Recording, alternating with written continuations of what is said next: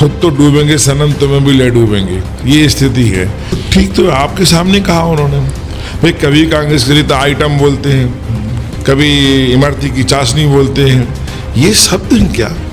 लोग समझ रहे हैं कि ना इनकी सरकार बनना है, ना इनकी क्षमता है, ना इनके पास सांसद है, ना इनके पास नेता है, इसलिए इस प्रकार की बयानबाजी करते हैं, जिसका जवाब प्रधानमंत्री जी ने बहुत अच्छा उर्दू सागर में दिया था। मोदी हैं तो आज राम मंदिर जो 500 साल से नहीं बना, वो राम मंदिर बन गया। 370 धारा जो कई सालों से नहीं हटी, लोग कहते कत्लें हो जाएंगी, गोली चल जाएंगी, वो हट गई। तो मोदी हैं तो सब मुमकिन है। तो वोट, अगर आपका वोट भाजपा को जाता है, प्रधानमंत्री नरेंद्र मोदी को जाता है, तो निश्चित रूप से आपका भविष्य, देश का भविष्य उज्जवल होगा। ये हर व्यक्ति समझता है। तो मेरा सबसे आग्रह है कि अपना वोट अवश्य करें और भारतीय जनता पार्टी को अपना सहयोग दें। कहते हैं कि वक्त के साथ साथ बहुत कुछ बदल जाता है, लोग भी, रास्ते भी और मन में चल रहे विचार भी। नमस्कार, मैं हूं आपके साथ में भूपेंद्र सिंह और आप रिपब्लिक सागर मीडिया के साथ में हैं। इस वक्त हमारे साथ में मौजूद है मध्य प्रदेश शासन के कैबिनेट मंत्री माननीय गोविंद सिंह राजपूत जी। सर, बहुत बहुत स्वागत है आपका हमारे साथ। बहुत धन्यवाद आप। इससे पहले मैं मंत्री जी का इंटरव्यू लूं, मैं आपको पूरा परिप्रेक्ष्य बता देता हूं। मध्य प्रदेश के सागर लोकसभा क्षेत्र की राजनीति में एक नया भूचाल आया है। आज मध्य प्रदेश के मुख्यमंत्री डॉक्टर मोहन यादव सुर्खी विधानसभा क्षेत्र के राहतगढ़ में आम जनसभा को संबोधित कर रहे थे। इसी दौरान सागर संसदीय क्षेत्र की बिना विधानसभा क्षेत्र की सिटिंग एमएलए निर्मला सप्रे कांग्रेस छोड़कर भारतीय जनता पार्टी में शामिल हो गई। डॉक्टर मोहन यादव ने उन्हें भारतीय जनता पार्टी की सदस्यता दिलाई। सर, ये जो पूरा घटनाक्रम हुआ अभी संसदीय चुनाव को देखते हुए, पूरा सियासी माहौल गरमाया हुआ है और इसमें अचानक सिटिंग एमएलए का भारतीय जनता पार्टी में शामिल होना क्या संदेश देता है? अच्छा कदम है। आज आपने खुद निर्मला सप्रे जी का इंटरव्यू लिया है और निर्मला जी ने खुद कहा कि मैं कांग्रेस के वरिष्ठ नेता जो महिलाओं के विरुद्ध कितने बार अभद्र टिप्पणियां कर चुके हैं, इस टिप्पणियों से वे आहत हुई हैं और उन्होंने कहा कि ऐसी पार्टी में, कांग्रेस पार्टी में रहने का औचित्य नहीं है जहां महिलाओं का सम्मान ना होता हो। तो मैं उनके इस कदम का स्वागत करता हूं। एक बात और है, जैसे कि मध्य प्रदेश की इंदौर लोकसभा क्षेत्र में भी कांग्रेस प्रत्याशी ने अपना नामांकन वापस लेकर वो भी भारतीय जनता पार्टी में शामिल हुए। इनका भी छिंदवाड़ा से भी एक कांग्रेस के सिटिंग विधायक कांग्रेस छोड़कर भारतीय जनता पार्टी में हुई। ये तीसरा विकेट है जो सिटिंग एमएलए भी भारतीय जनता पार्टी में शामिल हो रहा है। आखिर भाजपा में जुड़ने की रीति नीति क्या है, क्या विचारधारा इन लोगों के दिमाग में आ रही है? तीसरा नहीं, चौथा। हाँ सॉरी, चौथा। एक रामनिवास रावत जी भी जो मध्य प्रदेश कांग्रेस के कार्यवाहक अध्यक्ष थे, वो भी भाजपा में आ गए। देखिए, कांग्रेस एक डूबता हुआ जहाज है। इस जहाज में लोग बैठना पसंद ही नहीं कर रहे हैं। खुद तो डूबेंगे सनम, तुम्हें भी ले डूबेंगे, ये स्थिति है। तो अब लोग को लगता है कि भाजपा एक ऐसी पार्टी है जो विकास की राह पर आगे बढ़ रही है।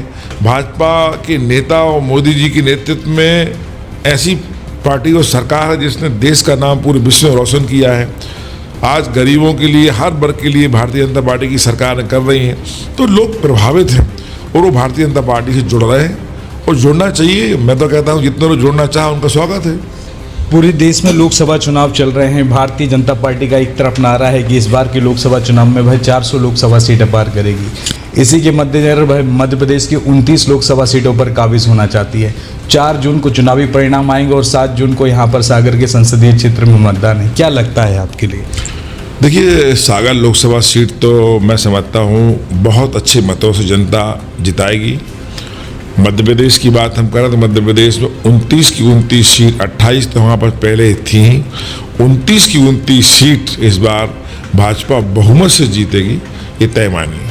अभी निर्मला सप्रे जी के साथ में हमारा जो पर्सनल इंटरव्यू हुआ था, उन्होंने कांग्रेस से भारतीय जनता पार्टी में शामिल होने का कारण सिर्फ एक ही बताया था कि कांग्रेस के वरिष्ठ नेता हैं जो जीतू पटवारी, उन्होंने महिलाओं के मतलब ST/SC के खिलाफ की महिलाओं के लिए कुछ अभद्र टिप्पणी की थी, उससे आहत होकर वो कांग्रेस छोड़कर भारतीय जनता पार्टी में। इसके बारे में कुछ चर्चा हुई आपकी? तो ठीक तो आपके सामने कहा उन्होंने भाई, कभी कांग्रेस के लिए तो आइटम बोलते हैं, कभी इमरती की चाशनी बोलते हैं। ये शब्द क्या? महिला, वो भी ऐसी महिला, निर्मला जी भी हमारी उसी समुदाय से आती हैं, इस प्रकार के शब्द क्या वरिष्ठ नेताओं को शोभा देते हैं? कोई भी हो। तो मैं समझता हूँ एक नहीं, मध्य प्रदेश की लाखों महिलाएं जीतू पटवारी जी के बयान से आहत हुई हैं और उसका परिणाम देखिए आपके कांग्रेस को भारी नुकसान इस चुनाव में सहना पड़ेगा। भारतीय जनता पार्टी के पक्ष में महिलाएं माहौल करने वाली हैं कांग्रेस के नेताओं की अभद्र टिप्पणी के खिलाफ।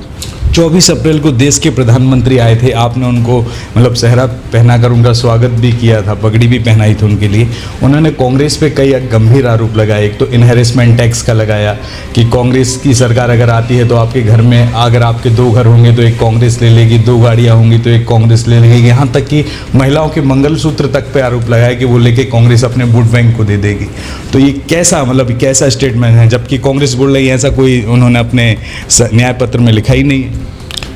कांग्रेस का जो न्याय पत्र है, जो घोषणा पत्र है, वो आप ध्यान से देखिए, ध्यान से पढ़िए, वो टोटली बेसिर पैर का है। आप तो मुझे बताइए, कांग्रेस इतनी घोषणाएं कर रही है, 500 सीट भी कांग्रेस नहीं खड़े कर पाई। कांग्रेस मैं समझता हूं मात्र 200 सीट पर खड़ी हुई है। जो पार्टी लोकसभा की सांसद की पूरी सीटों पर अपने प्रत्याशी खड़े न कर पा रही हो, वो घोषणा पत्र में कुछ भी घोषणा करती रहे, उसे घोषणा करने से होना क्या है? लोग समझ रहे हैं कि ना इनकी सरकार बनना है, ना इनकी क्षमता है, ना इनके पास सांसद है, ना इनके पास नेता है, इसलिए इस प्रकार की बयानबाजी करते हैं, जिसका जवाब प्रधानमंत्री जी ने बहुत अच्छा उर्दू सागर में दिया था। एक सवाल आखिरी और पूछना चाहता हूं, 2024 का लोकसभा चुनाव चल रहा है, लेकिन मोदी जी मिशन 2047 की बात कर रहे हैं 2024 में। इसका मतलब क्या है? लॉन्ग टर्म विजन को लेकर चल रही है क्या भारतीय जनता पार्टी? देखिए, आप ध्यान से अगर देखें, 2014 में मोदी जी ने कहा था, भाजपा ने कहा था, घर घर मोदी, हर हर मोदी, घर घर मोदी। ध्यान से सुनना, घर घर, हर हर मोदी, घर घर मोदी 14 में कहा था। तो आज देखो मोदी जी घर घर पहुंच गए। मोदी जी ने घर घर लोगों को फ्री राशन दिलवा रहे। मोदी जी हर वर्ग के लिए, गरीबों के लिए प्रधानमंत्री आवास बनवा रहे। मोदी जी और भाजपा पार्टी हर घर में उज्ज्वला योजना के तहत गैस कनेक्शन फ्री दे रहे।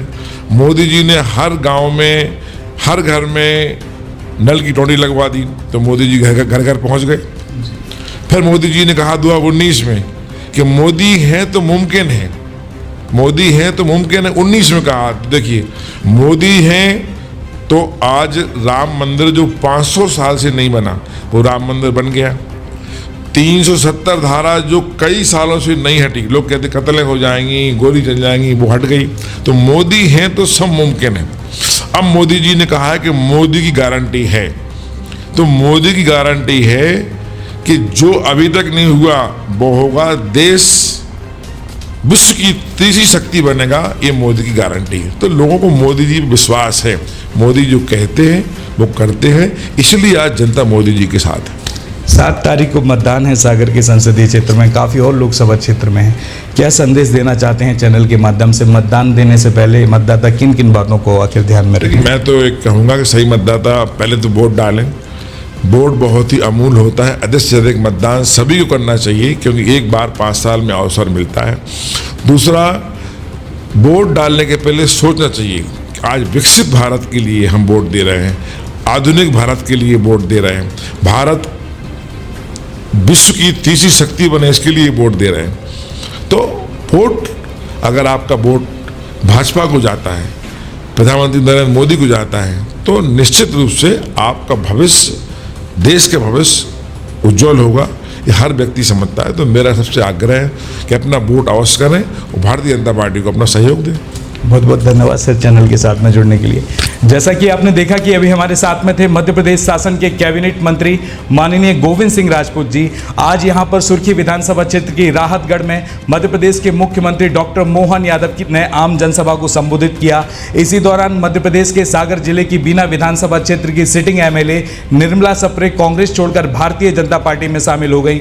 इसी संसदीय क्षेत्र से अगले 2 दिन बाद 7 मई को मतदान होगा। 7 मई को मतदाता किस नजरिए को देखकर मतदान देंगे। एक तरफ भारतीय जनता पार्टी का संकल्प पत्र है तो दूसरी तरफ कांग्रेस का न्याय पत्र है, और 7 मई के मतदान के बाद 4 जून को पूरे देश में चुनाव के परिणाम आएंगे और उस दिन तय हो जाएगा कि आखिर इस देश का जनादेश आखिर किस राजनीतिक दल की सरकार चुनेगा।